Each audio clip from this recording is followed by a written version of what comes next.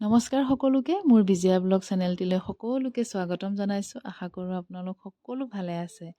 আজি আপোনালোকলৈ আনিছোঁ মই কৰ্দৈ টেঙাৰ আচাৰ। মইনো কেনেকৈ আচাৰখিনি বনাওঁ একেবাৰে সহজতে তাকে আপোনালোককো দেখাওঁ বুলি ভাবিলোঁ।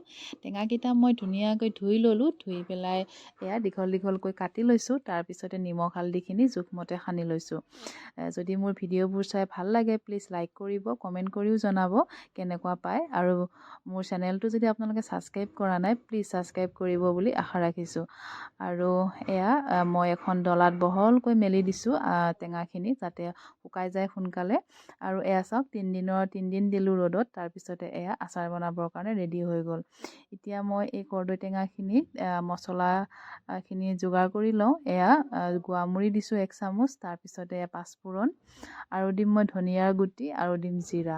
এই গোটেইখিনি ধুনীয়াকৈ মিক্স কৰি পেলাই এতিয়া মই এইখিনি অকণমান গৰম কৰি ল'ম টাৱাখনতে 10-15 ছেকেণ্ডমান গৰম কৰি পেলাই এইখিনি মই আধা খুন্দা কৰি ল'ম। আধাকৈ পিচিম, মানে একেবাৰে সম্পূৰ্ণ গুড়া নকৰোঁ। আৰু টেঙাখিনি মই এতিয়া এটা বাতিত লৈ লৈছোঁ। আৰু ইয়াতে মই এতিয়া দিম জলকীয়া।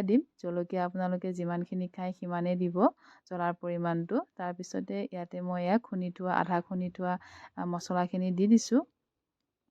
আৰু ইয়াতে মই এতিয়া ভিনেগাৰ 1 চামুচ দিম। তাৰপিছত ইয়াতে মই কেঁচা মিঠাতেল দিম।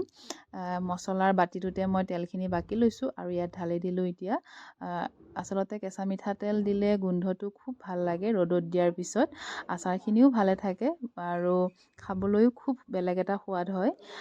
সেইকাৰণে মই কেঁচা মিঠাতেল দিয়ে বনাওঁ কৰ্দৈ টেঙা আচাৰ বনালে। এয়া ধুনীয়াকৈ মিক্স কৰি ল'লোঁ। এতিয়া মই এইখিনি ৰ'দত দিম 3-4 ঘণ্টাৰ কাৰণে। আৰু এটা মই বৈয়াম থৈ দিছোঁ ৰ'দতে শুকুৱাই। এই চিচাৰৰ বৈয়ামটোত যাতে অলপো পানী নাথাকে সেইকাৰণে ভালদৰে শুকুৱাই ল'লোঁ। আৰু অলপ অলপকৈ গোটেইখিনি ভৰাই থ'ম। তেলৰ পৰিমাণ কমি আছে। মই 3 দিনমান ৰ'দত দিয়াৰ পিছতে এইখিনি তেল বেছিকৈ দি দিম। ইয়াতে হৈ গ'ল। খাবলৈ খুব ভাল লাগে। যদি আপোনালোকে এনেকৈ বনাই খোৱা নাই খাই চাবচোন, আৰু বনাই বহুদিনলৈকে থৈ দিব পাৰিব।